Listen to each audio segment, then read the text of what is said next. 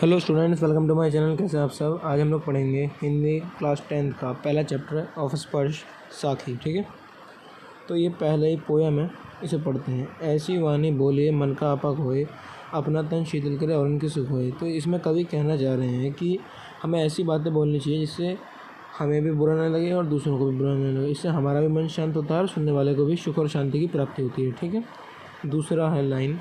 कस्तूरी कुंडली बसे मृग ढूंढे वन माही, ऐसी घटी घटी राम है दुनिया देखे नाही। जैसे कि कस्तूरी कुंडली मृग की ही नाभि में होती है जिसकी उसे सुगंध आती रहती है, लेकिन वो पूरे जंगल में ढूंढता रहता है, वैसे ही राम हर मनुष्य में बसे हैं लेकिन लोग उन्हें खोजते रहते हैं सब जगह। ठीक है, अगला है। जब मैं था तब हरी नहीं, अब हरी है मैं नहीं, सब अंधियारा मिट गया जब दीपक देखे माही। यहाँ कबीर कह रहे हैं कि जब मनुष्य में अहंकार होता है तो उसे ईश्वर की प्राप्ति नहीं होती है, जब उसका अहंकार मिट जाता है तो उसे ईश्वर की प्राप्ति भी होती है। इसी प्रकार जैसे दीपक के जलने से अंधेरा मिट जाता है, वैसे ही अहंकार का जो अंधकार है वो मिट जाता है।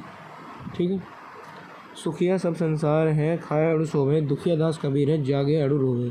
इसमें कबीरदास कहना चाहते हैं कि सारी दुनिया सुखी है क्योंकि वो केवल खाने और सोने का काम कर रही है, लेकिन उन्हें इस बात की चिंता नहीं है कि उन्हें प्रभु की प्राप्ति करनी है, इसलिए वो कभी भी चैन नहीं मिलता है और प्रभु को पाने की आशा में हमेशा कभी चिंतित रहते हैं। ठीक है, अगला है। बिरह भुवंगम तन बसे, मंत्र न लागे कोई, राम वियोगी न जीवे, जीवे तो बुरा होई।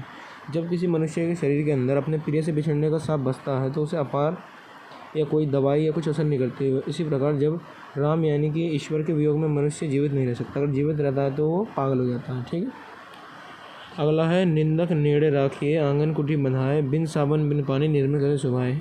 इस दोहे में कवि कहना चाह रहे हैं कि हमें अपने निंदा करने वालों को पास रखना चाहिए, इससे हमें अपने चरित्र का पता चलता है और हम अपने में सुधार कर सकते हैं और इससे हमारा स्वभाव बिना साबुन या पानी के निर्मल हो जाएगा। ठीक है, अगला दोहा है। पोथी पढ़ी पढ़ी जग मुआ, पंडित भया न कोई, एके अशीर पीव का पढ़े सो पंडित हुई।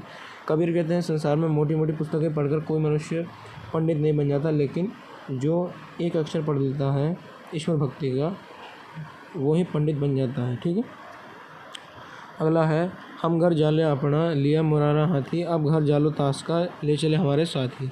कबीर इसमें कहना चाहते हैं कि उन्होंने अपने हाथों से अपना घर जला दिया है, यानी उन्होंने मोह माया रूपी घर को जलाकर ज्ञान की प्राप्ति की है। अब उनके हाथों में जलती हुई मशाल है, यानी ज्ञान है, जिससे वो अपने सगी संबंधियों का भी जो मोह या माया का बंधन है उससे उन्हें आज़ाद करेंगे और ज्ञान की प्राप्ति कराना चाहते हैं। ठीक है, अब देखते हैं कवि परिचय। कबीर, इनका जन्म 1398 में काशी में हुआ था। ऐसा माना जाता है इनके गुरु रामानंद थे। ये क्रांतिदर्शी के कवि थे जिनकी कविता से गहरी सामाजिक चेतना प्रकट होती है। इन्होंने 120 वर्ष की लंबी उम्र पाई। इन्होंने आने जीवन में कुछ अंतिम वर्ष मगहर में बिताए और वहीं चिर निद्रा में लीन हो गए थे। कुछ यहाँ कठिन शब्द उसके अर्थ दिए हुए हैं। ठीक है गाइस, अरे आपका चैप्टर कंप्लीट हो गया। Thanks for watching.